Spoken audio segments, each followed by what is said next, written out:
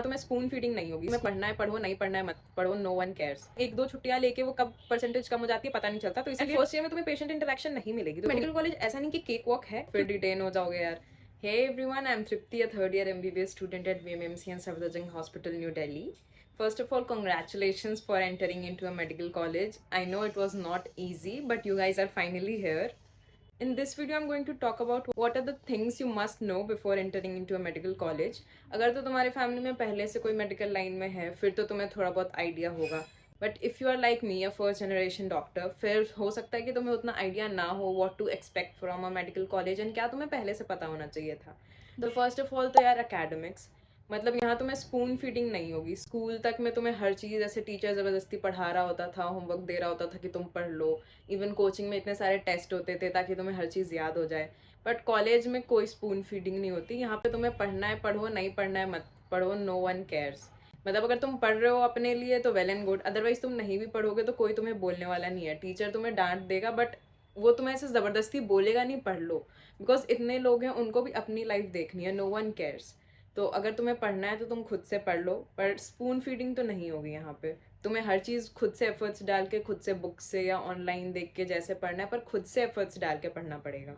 And यार medical college की syllabus is actually huge. मतलब तुम समझ लो कि 2 साल के पूरे नीट में तुम जितना पढ़ते हो उतना अप्रोक्स यहाँ एक सब्जेक्ट का सिलेबस होता है। And there are 19 subjects.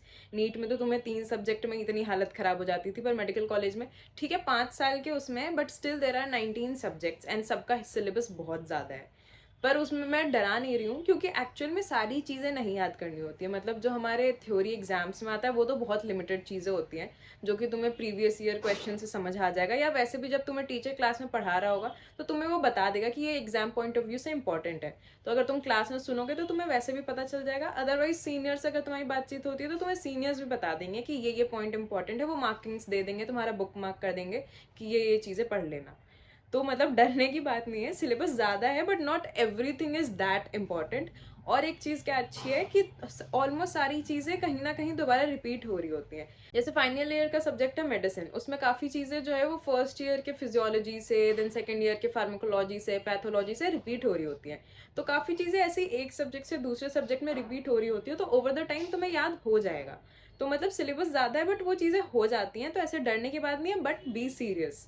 And their attendance, मतलब अब तक तो तुमने सुन लिया होगा मेडिकल कॉलेज के अटेंडेंस का। प्रैक्टिकल्स में 80% चाहिए होती है, थ्योरी में 75%। मतलब शुरू में ऐसा लगता है कि हाँ इतना तो हो जाएगा, बट ओवर द टाइम वो तुम एक दो छुट्टियां लेके वो कब परसेंटेज कम हो जाती है पता नहीं चलता। तो इसलिए ट्राई करना कि तुम अटेंडेंस स्टार्टिंग से मेंटेन करके चलो, अदरवाइज फिर तुम्हें लास्ट में जब एग्जाम्स के पहले सारे बच्चे पढ़ाई कर रहे होंगे तो तुम्हें एक्स्ट्रा क्लास अटेंड करके अपनी अटेंडेंस पूरी करनी पड़ेगी। तो इसीलिए अटेंडेंस स्टार्टिंग से ही मेंटेन करके चलना। मतलब अगर तुम्हारे कॉलेज वाले तुम्हें बताते रहते हैं अटेंडेंस या किसी वेबसाइट पर अपलोड करते हैं तो वेल एंड गुड, अदरवाइज तुम फिर खुद से ट्रैक कर सकते हो। काफ़ी सारी ऐप्स है जिसके थ्रू तुम खुद से ही ट्रैक कर सकते हो कि तुम्हारी परसेंटेज कितनी हो रही है। एंड यार काफ़ी लोग पोस्ट नीट इनर्शिया में रह जाते हैं। मतलब नीट तुम्हारा अच्छा हो गया, उसके बाद जो ये छुट्टी मिलती है उस बीच में तुम पढ़ाई लिखाई छोड़ देते हो, तो फिर ऐसे कॉलेज में भी आते हो तो अच्छा कल से पढ़ेंगे कल से पढ़ेंगे करते करते ऐसे ही फर्स्ट एग्जाम्स आ जाते हैं एंड फिर उस टाइम पे हालत ख़राब हो जाती है। तो इसीलिए ये पोस्ट नीट इनर्शिया ट्राई करना कि जल्दी खत्म हो जाए एंड थोड़ा थोड़ा रोज पढ़ना शुरू कर देना। मतलब काफ़ी लोग तो मुझसे ये भी पूछ रहे हैं कि हम अभी क्या पढ़ें जो अभी हमारे कॉलेज से पहले वाली छुट्टियां हैं, क्योंकि काफ़ी कॉलेजेस तो शुरू हो चुके हैं, काफ़ी ऐसे हैं जो क्योंकि अभी काउंसलिंग खत्म नहीं हुई तो उसके लिए रुके हुए हैं, कॉलेजेस स्टार्ट नहीं हुए। तो तुम अभी यार जनरल एनाटॉमी और जनरल फिजियोलॉजी पढ़ सकते हो। बाकी मेन चैप्टर्स तो मैं नहीं बोलूंगी अभी पढ़ने, पर जो जनरल पार्ट होता है एनाटॉमी फिजियोलॉजी का, थोड़ा बहुत बायोकेमिस्ट्री, तुम अभी से पढ़ लोगे तो इट वुड बी बेटर। मतलब अभी टाइम है तुम्हारे पास, तो इस तरह जब कॉलेज में तुम्हें पढ़ाएंगे तो तुम्हें थोड़ा पहले से आइडिया होगा तो तुम बेटर समझ पाओगे। तो तुम जनरल पढ़ सकते हो। मेन चैप्टर्स हो सकता है तुम्हें उतना ना समझ आए अभी, इसलिए मैं वो पढ़ने नहीं बोलूँगी। देन यार इंटरनल असेसमेंट्स, मतलब ऐसा होता है ना कि जो तुम फाइनल एग्जाम दोगे, जो यूनिवर्सिटी एग्जाम्स, प्रॉफ एग्जाम्स जिसको हम बोलते हैं, उसके लिए तुम्हें एलिजिबल होना पड़ता है। लाइक अगर तुम्हारी अटेंडेंस कम है या फिर तुम्हारे इंटरनल असेसमेंट्स में मार्क्स बहुत कम है तो फिर तुम्हें फेल कर देंगे। मतलब तुम्हें डिटेन कर देंगे, तुम फाइनल एग्जाम्स दे ही नहीं पाओगे। देन जो फाइनल एग्जाम्स दे के फेल हुए हैं वो और जो डिटेन थे वो साथ में फिर सप्ली एग्जाम्स देते हैं, एंड वो बाद में होता है यार, मतलब तुम्हारा अगर तुम्हारे फर्स्ट ईयर में सप्ली लग गई तो फिर तुम 2-3 महीने पीछे हो जाओगे अपने सेकेंड ईयर में, क्योंकि सप्ली एग्जाम मोस्टली 1-2 महीने बाद होती है। फिर वो एग्जाम दोगे, फिर रिजल्ट आएगा, फिर तुम एलिजिबल होगे to go into the second year. तो फिर सेकेंड ईयर भी थोड़ा पीछे हो जाता है, तुम उसमें थोड़ा पीछे फील करने लगते हो। तो इट्स बेटर कि तुम फर्स्ट गो में ही सारी चीजें कर लो, फिर डिटेन हो जाओगे यार। से अटेंडेंस भी मेंटेन करना यार। Internal assessment is not only the summative assessments, बीच बीच में भी स्टेज एग्जाम्स होते हैं, फॉर्मेटिव असेसमेंट्स होते हैं। तो उसमें भी अगर तुमने नहीं भी कुछ पढ़ा ना, तुम एटलीस्ट जाके दे दो, क्योंकि वो 0 से तो ज्यादा ही देगा टीचर। तो 0 से बेटर कि कुछ तो मार्क्स मिल जाएंगे। तो इसीलिए एब्सेंट मत होना किसी भी एग्जाम्स में, अटेंड सारे कर लेना। देन यार हॉस्टल लाइफ एंड फ्रेंड्स, मतलब आई वुड से कि फर्स्ट ईयर में तो तुम जितने फ्रेंड्स बना सकते हो बना लो, क्योंकि वैसे भी ओवर द टाइम वो कम ही होते हैं। क्योंकि सेकेंड ईयर ऑनवर्ड्स फिर पोस्टिंग शुरू हो जाती हैं, तो फिर कुछ मतलब सबके अलग अलग ग्रुप्स बन जाते हैं, roll number wise postings divide होती हैं, तो फिर उतना टाइम नहीं मिल पाता। एंड देन वैसे भी तुम जितना टाइम लोगों के साथ रहोगे, तुम्हें उनके बारे में अच्छा बुरा सब पता चलता है। तो you might not like people जिनको तुम पहले पसंद करते थे। तो चलिए स्टार्टिंग में तो आई वुड सजेस्ट कि जितना बड़ा ग्रुप बना सको बना लो, एंड देन घूमो फिरो, फिर जिसके साथ तुम्हें ज्यादा अच्छा फील हो उनके साथ फिर ज्यादा टाइम स्पेंड करो। एंड देन हॉस्टल में भी यार मतलब एडजस्ट तो करना ही पड़ता है। लाइक अगर तुम्हारा शेयरिंग रूम है तो तुम्हारा रूममेट कैसा है, देन मेस का खाना है, एंड और भी बहुत सारी चीजें होती हैं। इतने सारे लोग अलग अलग जगह से आए होते हैं, तो उनके साथ एडजस्ट करना, तो वो भी एक तरीके से एक मैनेजमेंट स्किल ही है। तो इसीलिए आई वुड सजेस्ट कि अगर तुम्हें हॉस्टल मिल रहा है तो तुम हॉस्टल ले लेना। देन यार फर्स्ट और सेकंड ईयर के जो सब्जेक्ट्स होते हैं ना, इनको हम प्री क्लिनिकल सब्जेक्ट्स बोलते हैं। एनाटॉमी, फिजियोलॉजी, बायोकेमिस्ट्री ये फर्स्ट ईयर के सब्जेक्ट्स हैं। Then pathology, pharmacology and microbiology ये सेकंड ईयर के सब्जेक्ट्स हैं।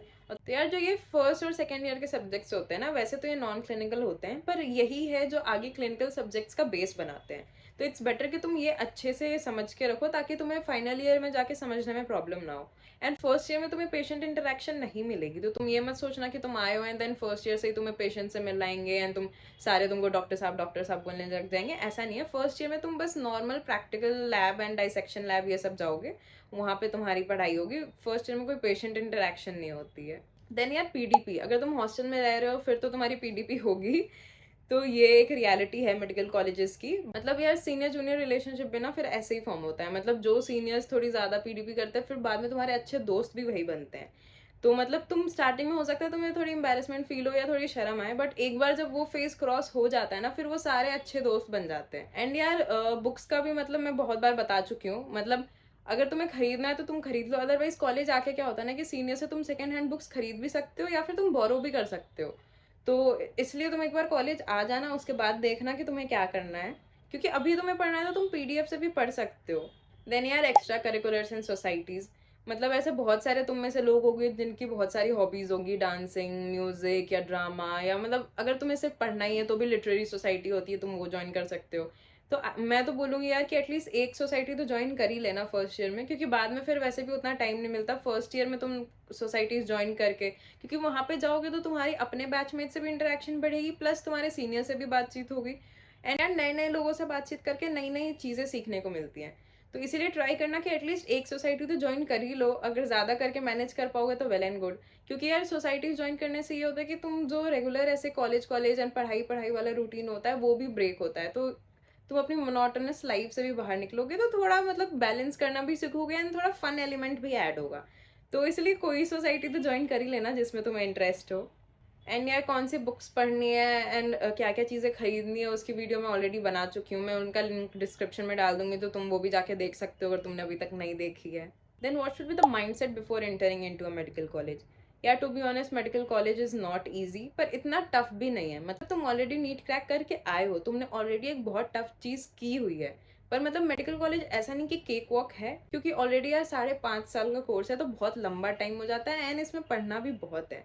बट तुम one step at a time लेके चलोगे, मतलब थोड़ा थोड़ा रोज पढ़ रहे हो, एंड मतलब इतना प्रेशर नहीं लेना किसी भी चीज का, हो जाएंगी चीजें। बाकी लोग भी कर ही रहे हैं, तुम्हारे बैचमेट्स भी कर ही रहे हैं। अगर तुम्हें फिर भी कोई हेल्प की जरूरत है, तुम अपने बैचमेट से पूछ सकते हो। या अगर डिप्रेशन एंजाइटी फील हो रही है, जो कि मेडिकल कॉलेज में बहुत कॉमन है यार, मतलब क्योंकि लोग इतना टेंशन लेते हैं। मतलब अगर तुमने अभी तक लाइफ में फेलियर का सामना नहीं किया है, तो तुम्हें मेडिकल कॉलेज आके कभी ना कभी ऐसा फील होगा ही कि तुमसे चीजें नहीं हो रही है यार। मतलब तुम इतने अच्छे थे पढ़ाई में, अब तुमसे पढ़ाई नहीं हो रही, मतलब तुम्हें कुछ ना कुछ ऐसा फेलियर मोमेंट आएगा ही तुम्हारी लाइफ में, एंड हो सकता है फिर उससे या तो तुम डिप्रेशन में चले जाओ या तुम्हें एनजाइटी होने लगे।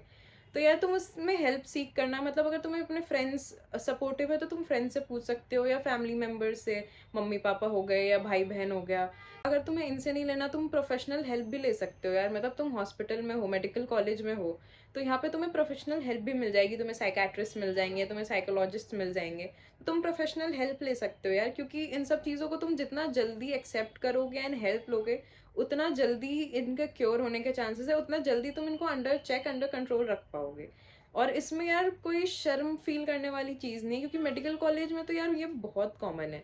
ऑलमोस्ट हर इंसान अपनी लाइफ में कभी ना कभी डिप्रेशन एंजाइटी फेस करता ही है, तो इसमें कोई शर्म की बात नहीं है। तो बस यही है यार, चलो ऑल द बेस्ट, एंड कुछ और टॉपिक पे तुम्हें वीडियो चाहिए होगी तो मुझे बता देना, I will try to make it.